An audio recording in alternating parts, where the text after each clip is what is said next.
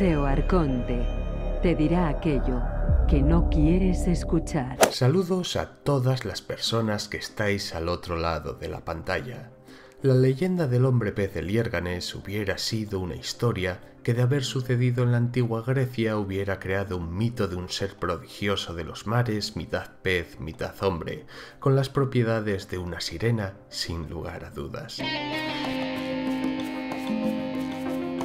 Esta historia sucedió en el pueblo cántabro de Liérganes, que es un bonito pueblo de interior que está muy cerca de Santander, al este del Parque Natural de Cabárceno, donde aún se conserva el casco histórico medieval con edificios que lucen sus escudos de armas. Es un pueblo en el que aún se respiran las antiguas tradiciones.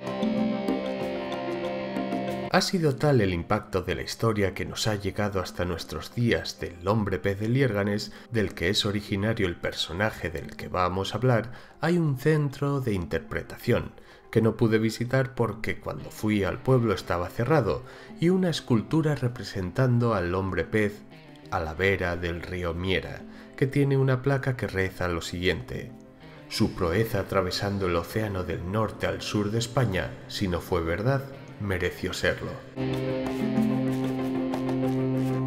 Pero, ¿quién era el hombre pez de Liérganes? ¿Fue un personaje real? Hay varias versiones de la historia del hombre pez de Liérganes. La primera de todas se recoge en uno de los volúmenes del Teatro Crítico Universal, escrito por Fray Benito Jerónimo Feijoo, que fue un monje benedictino de los más prolíficos de su época, donde menciona al hombre pez de Liérganes en el volumen 6 de su ensayo. También en 1984 el alcalde de Liérganes, Carlos Vieira de Arreu, recoge esta historia en la Ilustración española, y contaban lo siguiente. Hay que situarse en el pueblo cántabro de Liérganes a mediados del siglo XVII, en la víspera de la noche de San Juan en el año 1674. Por aquella época el matrimonio de Francisco de la Vega y María de Casar había tenido 4 hijos, pero María de Casar había enviudado. El segundo de los hijos se llamaba Francisco, que pese a ser muy listo y avispado desatendía todas sus obligaciones para meterse en el río y pasar allí horas y horas. Y quien haya probado un río del norte sabe que pese a que sea verano, el agua siempre baja bastante fría. La madre de Francisco estaba desesperada con su hijo y, según cuenta la leyenda, cuando Francisco se estaba quitando la ropa y a punto de meterse en el agua del río, ella le advirtió de que si lo hacía le castigaría duramente, pero como nada conseguía, lo maldijo diciéndole: «Así te vuelvas pez». La historia más plausible es la que cuenta que cierto día Francisco se fue a bañar al río Miera con sus amigos, se quitó la ropa, se metió en el agua y nadó río abajo hasta que sus amigos lo perdieron de vista. Estos no se preocuparon en un primer momento, puesto que sabían que Francisco era un gran nadador. Sin embargo, dieron la voz de alarma cuando Francisco no volvió a aparecer. Sin embargo, hay otra versión que afirma que María del Casar, al enviudar, viendo que no había manera de que su segundo hijo se hiciera cargo de sus ocupaciones, lo envió a Bilbao a aprender el oficio de carpintero, y fue allí cuando se metió en el río acompañado de sus amigos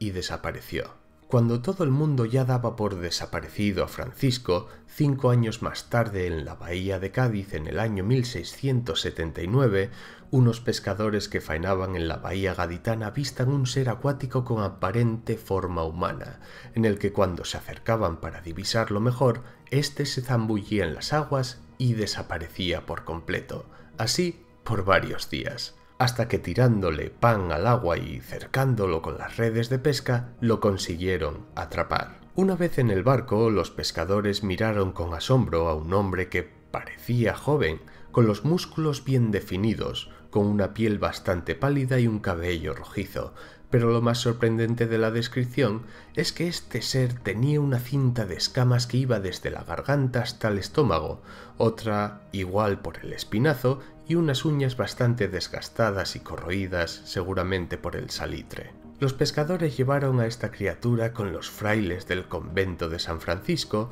donde le interrogaron en castellano y en otros idiomas, pero la persona que habían rescatado de las aguas no daba respuesta alguna, hasta que pasados unos días ese considerado hombre pez dijo únicamente la palabra Liérganes. Por aquella época nadie sabía qué significaba esa palabra en Cádiz, pero como si el destino se aliase con el hombre pez, la historia corrió del boca a boca hasta llegar a un joven montañés que estaba trabajando en Cádiz y pudo comentar a los frailes que en el norte había un pueblo llamado Liérganes. La Inquisición comprobó que el pueblo realmente existía y se informó de si en Liérganes había sucedido algo extraordinario que enlazara con el hombre pez encontrado en Cádiz, y solo descubrieron que el hijo de María del Casar y Francisco de la Vega había desaparecido 5 años atrás nadando en el río, y por lo tanto los frailes organizaron una expedición para llevar al joven sacado del mar a Liérganes y comprobar si era el Francisco que había desaparecido. En 1980 el conocido como hombre pez llegó a tierras cántabras acompañado por el fraile Juan Rosendo. Fue el propio joven quien tomó el rumbo a Liérganes. Ya en el pueblo se encaminó a su casa y curiosamente María del Casar reconoció al instante a su hijo desaparecido. Lo curioso es que antes de la desaparición a Francisco lo consideraban un joven listo y avispado, pero que desatendía todas sus obligaciones, y tras su regreso no hablaba, solo pronunciaba la palabra de aquello que quería, como la del pan, el tabaco o el vino. No mostraba el interés por nadie, andaba descalzo, y si no le daban ropa, él andaba desnudo por el pueblo con total indiferencia.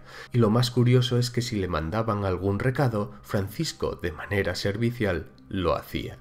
Es como si en esos 5 años algo hubiera cambiado a Francisco. Nada se sabe de cómo pudo llegar del mar Cantábrico a la bahía de Cádiz, si desapareció en el río Miera en Cantabria o en la ría de Bilbao. Lo más probable, y ahora son elucubraciones mías, es que lo hubieran rescatado de algún barco y durante esos 5 años lo hubieran aleccionado severamente para cumplir órdenes sin rechistar hasta cambiarlo como persona. No se me ocurre otra cosa, la verdad. Hay que recordar también que hay crónicas que sitúan que vieron al hombre pez en el Canal de la Mancha y hasta en Dinamarca. Y también existe una explicación plausible a la apariencia física del hombre pez de Liérganes. El famoso doctor Gregorio Marañón, tras analizar todos los relatos de Francisco, llegó a la conclusión de que el sujeto padecía cretinismo, ya que estos aguantan mejor debajo del agua, y la explicación a su piel escamada sería debido a una ictiosis arlequín, conocida popularmente como la enfermedad de la piel de pez. Lo más curioso es que por la misma época, como recoge David Madrazo en su libro 50 lugares mágicos de Asturias, en un pueblo del occidente asturiano como es Tapia de Casariego, nace la leyenda del home marín o el hombre pez de Tapia, aunque en este lugar este ser parecía ser utilizado para justificar todas las desgracias que se padecían en el pueblo, que si se rompían las redes de los pescadores, era el hombre pez, que si había un incendio, que si mataban al ganado o había un crimen sin resolver, era a causa del hombre pez. Y la cuestión es, ¿pasaría por Tapia el hombre pez de Liérganes y por ser alguien raro y distinto lo cogerían como chivo expiatorio del pueblo? En las imágenes del vídeo estáis viendo la cueva donde decían a los niños que vivía el home marín, seguramente con el fin de meterles miedo. Y para finalizar, ¿habrá más leyendas de hombres pez contemporáneos al de Liérganes en pueblos de las costas de Galicia y Portugal que hayan surgido a raíz de la historia de Francisco? Sería sin duda digno de investigación para saber cómo pudo Francisco llegar desde el mar Cantábrico a la bahía de Cádiz. Sin nada más que añadir, espero que esta singular historia os haya gustado, me encantará leer vuestra opinión al respecto abajo en los comentarios y espero veros en el siguiente videoreportaje de SEO Arconte. ¡Chao! SEO Arconte, el canal alternativo de la información alternativa.